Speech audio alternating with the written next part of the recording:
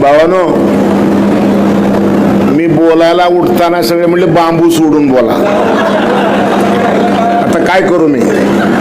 खरं जर बघितलं तर अशोक चव्हाण साहेबांनाच बांबूचं ऐकायचं आहे. त्याच्यामुळं बर बर बर बर बर भावानो, एवढे जण बोललेत. आता मी सगळे स्टेजवरचे नावं घेत नाही, पण मी एक गोष्ट सांगतो की आता तुम्ही सगळेजण बसवराज पाटील साहेबांचं कौतुक ऐकलो. एवढा मोठा माणूस कोणाच्या ध्यानी मनी नसताना देवेंद्र फडणवीस साहेबांनी अध्यक्ष म्हणून दिलं. आता माणूस मोठा दिला, मग मोठ्या माणसाचा सत्कार सुद्धा करताना मोठा माणूसच आणावा लागतंय. याच्यासाठी मी आणि रमेश अप्पा 12 तास डोसकं खाजिवलो. 12 आणि 12 तासानंतर जे नाव आलं ते असलं गबरू नाव आलं की ज्या माणसामुळे सगळ्या महाराष्ट्रामध्ये चर्चा होईल.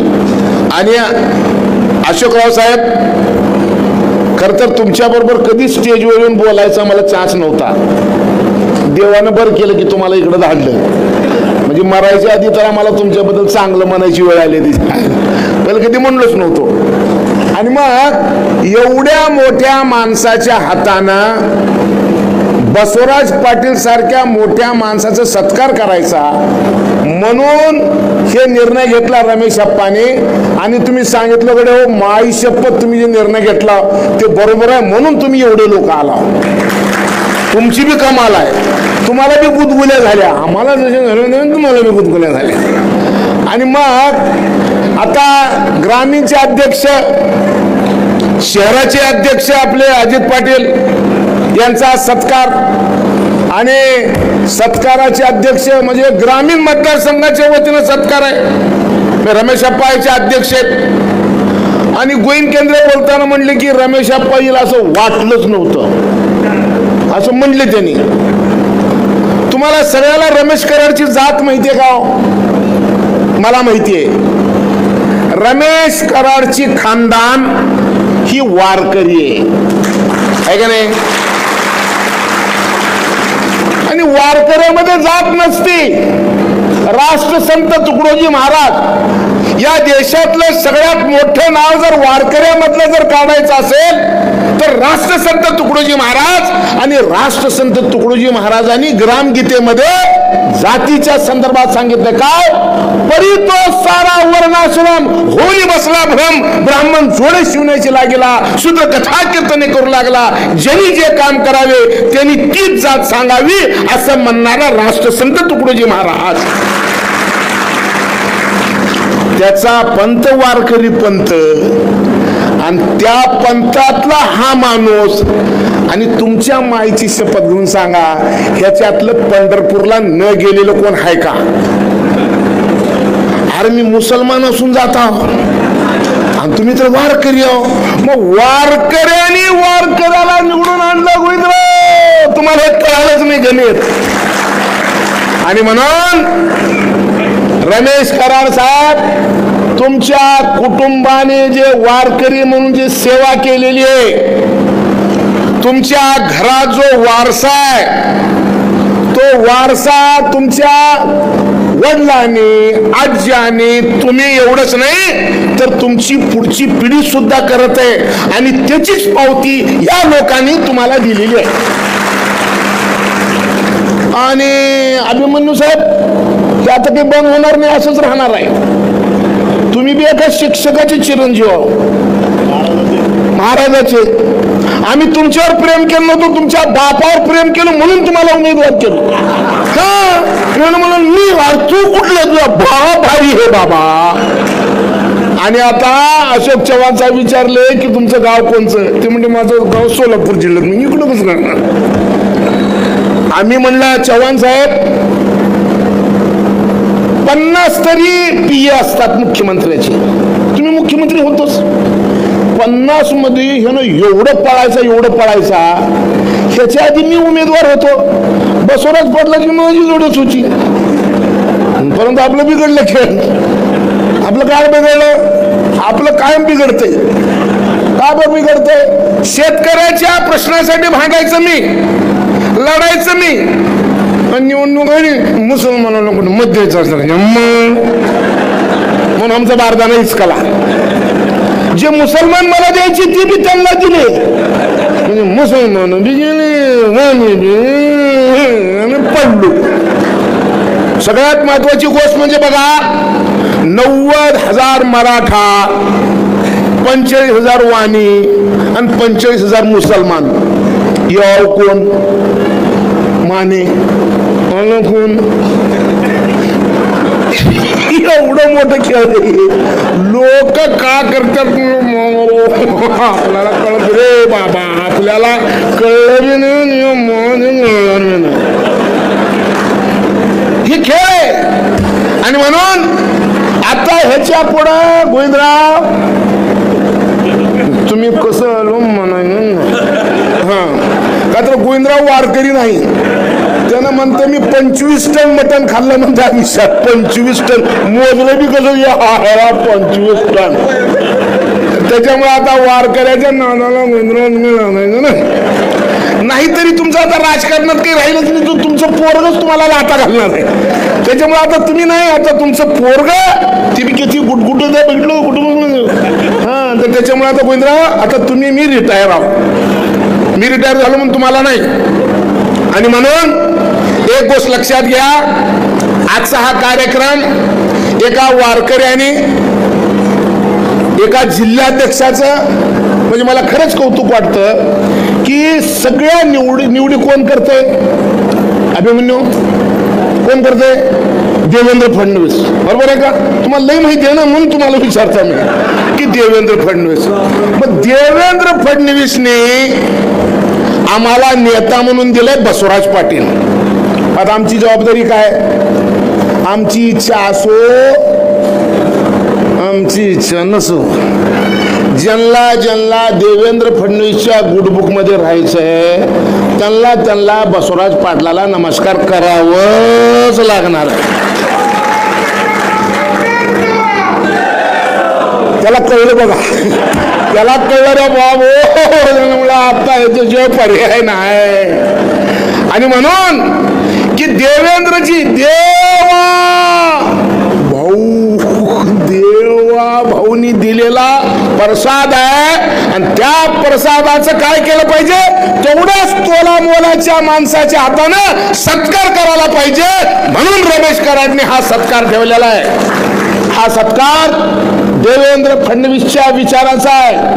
हा सत्कार त्यांनी तुम्हाला आदेश दिला त्या आदेशाचा आहे. आणि ह्याच्यामुळं गोविंदराव म्हणले, एक राजाने दुसऱ्या राजाला वागवा.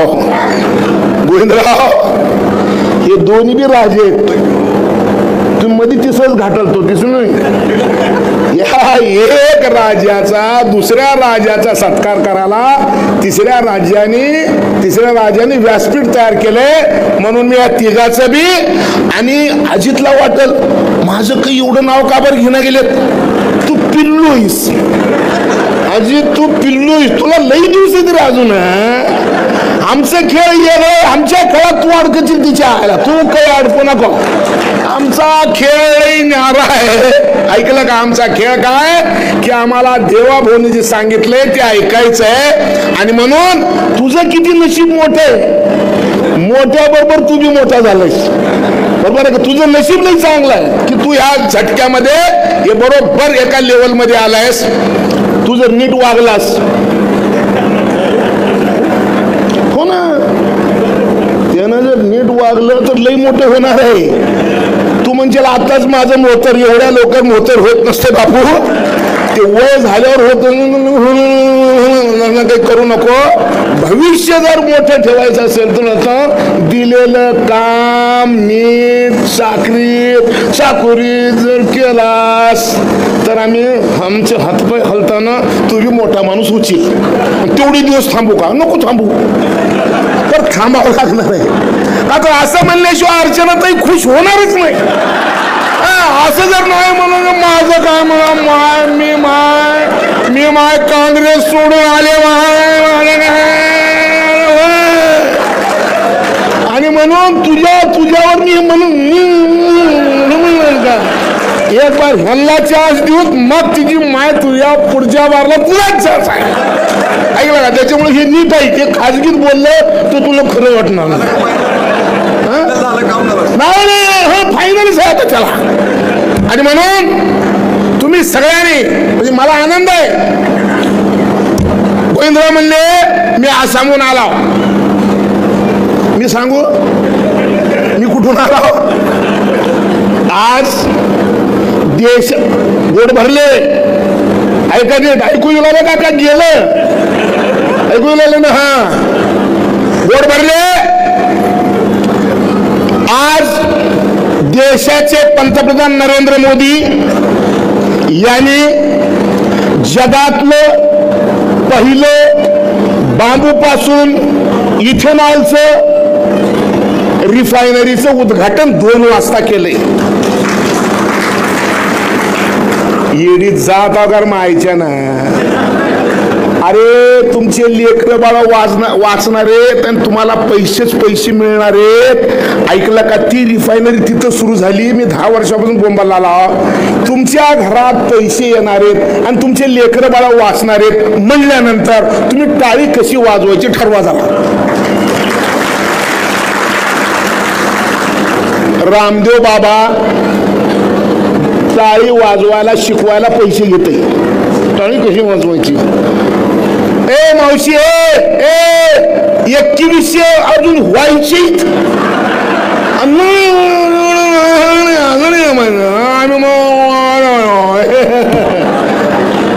बसा बरं तुम्ही पटकन. ए माय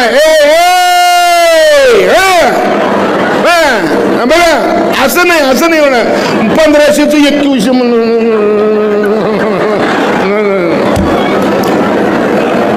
कोणी उठायचं नाही कार्यक्रम संपेपर्यंत. आणि मग शेवटची गोष्ट सांगतो ऐका.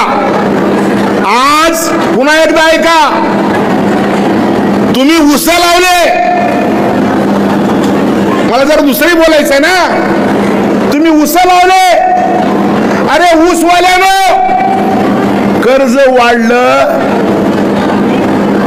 साखरे कर्ज वाढलं का ऐश्वर्य वाढलं? कर्ज वाढलंय. 2 वळी आहे का? फक्त 2 वळी सांगतो. 1 टन ऊसाला 2 कोटी लिटर पाणी लागते आणि 80 लिटर इथेनॉल निघते. माझं पुढचं आहे का? 1 टन बांबू लावला तर 2 कोटी लिटर पाण्याच्या ऐवजी 20 लाख लिटर पाणी लागते आणि 250 लिटर इथेनॉल निघते. अशोक चव्हाण साहेब, तुमचं कारखान्यात ऊस गाळा का बांबू गाळा आपणाला काही फरक पडणार नाही. आणि ह्याची सुरुवात आज मोदी साहेबांनी केलेली आहे. आपण सगळ्यांनी मिळून मोदी साहेबांचं अभिनंदन करू आणि सगळ्या चॅनलवाल्याला सांगतो की अरे देशामध्ये आज एक नवीन युग तयार झालेलं आहे. त्या युगाची सुरुवात आहे. आणि म्हणून परत एकदा आपण सगळ्यांनी मिळून मोदी साहेबांचं एकदा जोरात टाळ्याच्या गजरामध्ये स्वागत करू. आणि याच्यात पुढे काय काय करायचे नंतर सांगतो. मला बोलायची संधी दिली आणि मी तुम्हाला सगळ्यांना विनंती करणार आहे की आता 3 भाषणं महत्वाची आहेत. मला सांगितलं की आता जिल्हा परिषद आहे, पंचायत समिती आहे. जिल्हा परिषद आणि पंचायत समितीमध्ये आता दिल्लीत भाजप, मुंबईत भाजप, बरोबर आहे. जिल्ह्यात जर पैसे आणायचे असतील तर जिल्ह्यात कोण निवडून यावं लागेल? भाजप. आणि सांगायला कोण आलेत? अशोकराव साहेब. आणि म्हणून अशोकराव साहेब या विषयावर बोलणार आहेत. ते आपले पाहुणे आहेत आणि म्हणून मी त्यांचं सगळ्याचं अभिनंदन करतो आणि इथंच थांबतो. जय हिंद, जय भारत.